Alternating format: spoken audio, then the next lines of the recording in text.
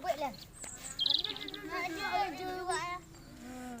Oi bang, sebelum duduk pindah ke telu, bukan jalan bang oh. Oi.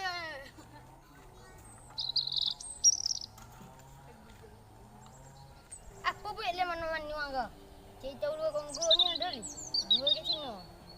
Nak ada pakai jom. Bang, libang lah. Nak ada lagi. Dodok lah patah. Ai, kalian ada habis pikul le? Pikul lah. Oh, iya.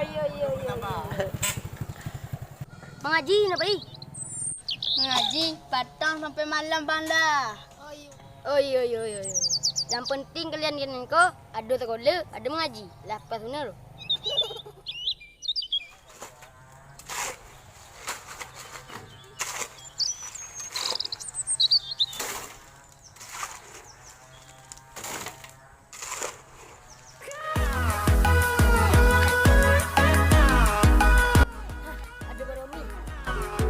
Alah pakcik sodok lah, nak ada becak lagi. Abang ladu deh. Bila badan berdua, kita dan dua makan. Ada lagu kabau tu bang. Kalau lagu tu mau pati lah. Maaf bang.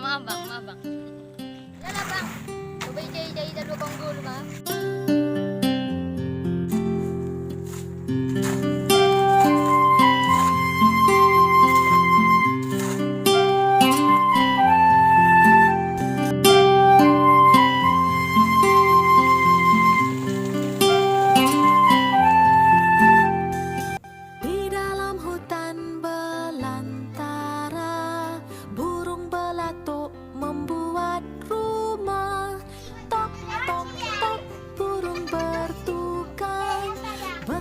Pagi sehingga petang, ikan di sungai berenang-renang, katak di pinggir mencari makan.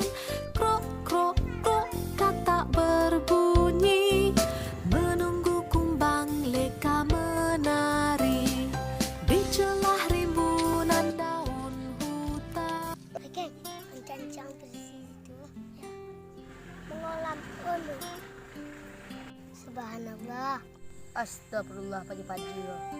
Mantan ketek ni lah tahu kat padusi. Dah tahu itu dinamakan. Astagfirullah.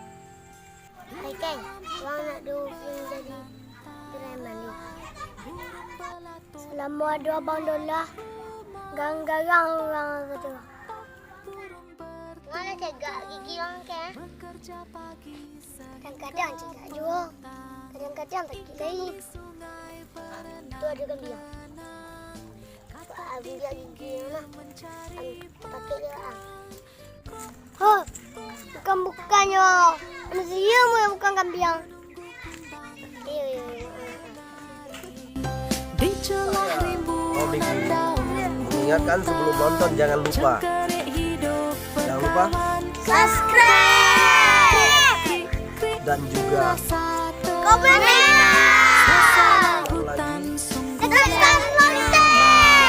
karena gratis share juga agar semuanya menonton video Bingkeng. Terima kasih.